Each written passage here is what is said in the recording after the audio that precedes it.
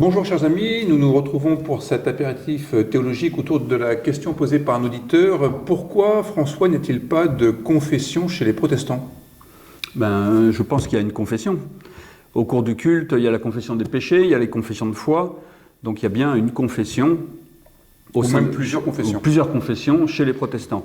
Elle n'est peut-être pas vue de la même manière que chez les catholiques, puisqu'il n'y a pas la confession dans un confessionnal où le croyant, le catholique, le croyant vient se confesser auprès du prêtre. Ça n'existe pas chez nous, effectivement.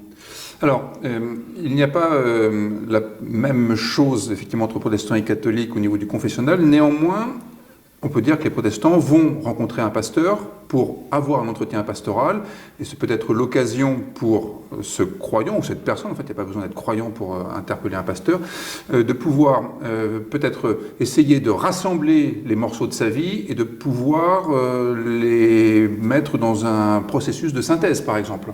Mais le pasteur encourage, je pense, la personne qui vient le voir au cours d'un entretien pastoral, à exprimer des choses, mais le pasteur n'est pas là pour intercéder entre Dieu et celui qui fait la visite.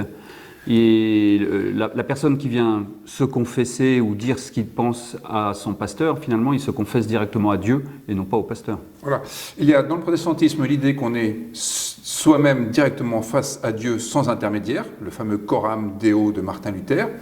Et le pasteur n'est pas là pour que quiconque établisse la liste de toutes ses fautes de manière à avoir l'absolution à la fin. Ça, cette confession du péché, c'est-à-dire prendre conscience de sa situation de pécheur et pas forcément la confession des péchés avec la liste de toutes les fautes, toutes les erreurs, etc., c'est quelque chose qui se vit dans l'intimité. On peut reprendre l'évangile de Matthieu, la prière, elle se fait en se mettant dans l'alcôve de sa chambre, la porte fermée, et sans le regard des autres. Elle se fait dans l'intimité la plus stricte, finalement. Et en lien direct avec Dieu. Et c'est peut-être vraiment la particularité du protestantisme, c'est qu'il n'y a pas d'intermédiaire entre nous et Dieu. Le pasteur est là finalement comme un tiers qui permet quand même à la personne de pouvoir penser en intégrant la figure de l'autre dans sa propre réflexion. Oui.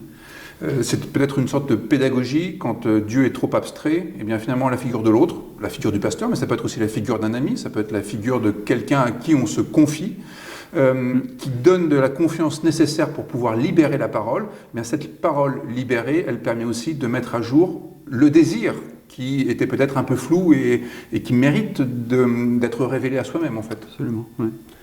Bon, et bien, voilà pour cette petite mise en bouche, cet apéritif autour de la question de la confession. Sentez-vous libre de parler, c'est après tout à cela que nous avons été appelés par le Christ. Merci, et puis à demain. À demain.